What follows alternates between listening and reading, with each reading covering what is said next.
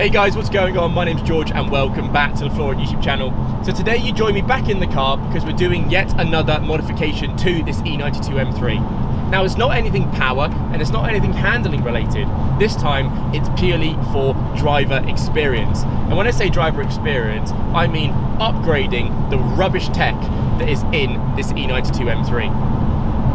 So this car is 2007, one of the first year generations of the E92 M3. So what does that actually mean? Well, it means that the iDrive is basically ancient. It is absolutely rubbish.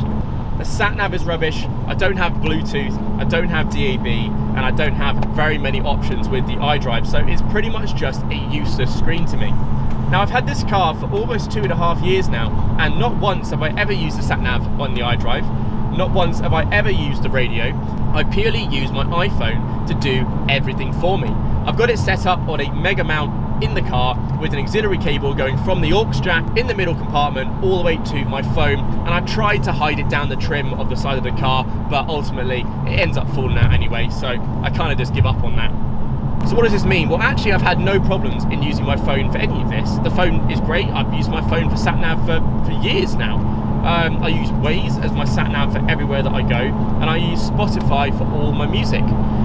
But ultimately, having my phone on the dashboard, one, wears the battery down considerably, especially if I'm doing a really long drive. I get there and my phone's dead. But also, having all these cables and stuff everywhere is just an absolute nightmare. Like, I just hate it. I'm such an OCD person, and having these cables dangled around and using dongles and stuff to do it, and I have to charge my phone with a splitter and the lot, and it's just a nightmare. So I started looking into what can I do to replace that. So I first went, this is a pre-LCI car. How can I go about getting the LCI, CIC or KIC iDrive installed into the car? So I reached out to a few companies, and actually I could get it retrofitted. However, it was going to cost me between £1,500 and £2,000 to do so if I wanted the Bluetooth and all the amps and stuff, everything that comes with it. And ultimately, £2,000 for an iDrive that ultimately is going to replace a cable on my iPhone, I just couldn't justify. But then I came across a company called Droid UK. And Droid UK are essentially a business that operate retrofitted Android screens into cars that didn't have it previously. So cars like my E92, the E60 M5, and lots of other more modern cars as well that didn't have as sophisticated of an infotainment system as they potentially could have had from factory. So I was a little bit hesitant towards Android displays to start with, purely for the fact that I actually thought an Android display was the ones that you go into Halfords for and you buy off of the wall, and it plugs into the CD or cassette player, whatever you've got in the car, and then folds out and up, and ultimately just looks a bit tacky. Now I didn't really want that in the car because obviously I wanted to keep everything nice and clean, which is why I went to try and look for the retrofit. But like I said, then I found Droid UK, and ultimately they will replace the iDrive screen with an Android HD version.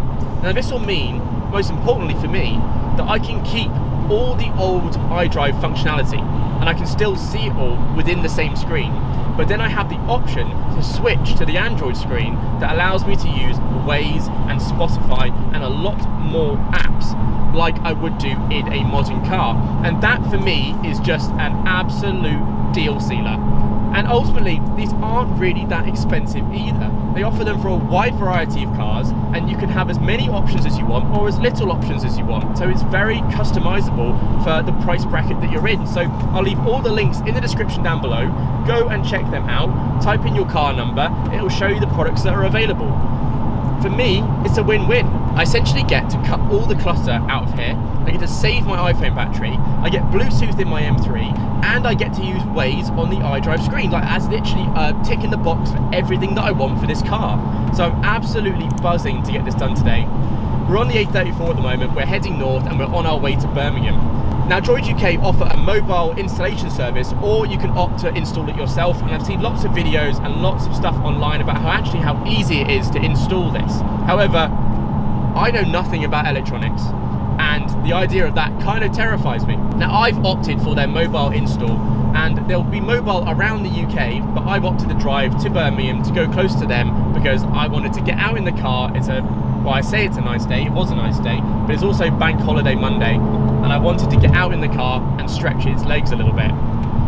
So yeah, that's pretty much the summary of what we're going to do. Hopefully by the time that I drive home, I'll be rid of all these cables and my iPhone will be in my pocket, and I'll have Spotify and Waze on the iDrive screen, and I literally cannot ask for more than that. So yeah, let's drive to Birmingham, and I'll catch up with you guys when we get there. See ya.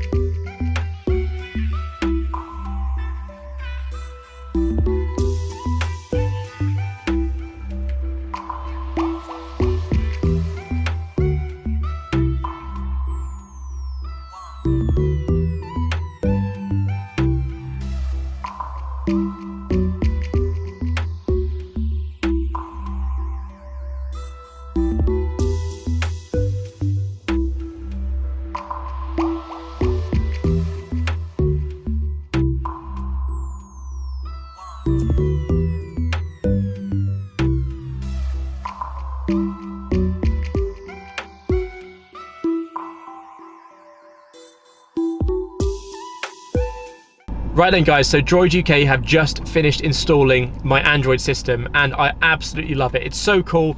It changes the inside of the car so much to have Spotify and Waze and messages and whatever, all these modern applications that I previously wasn't able to get access to unless it was on my iPhone.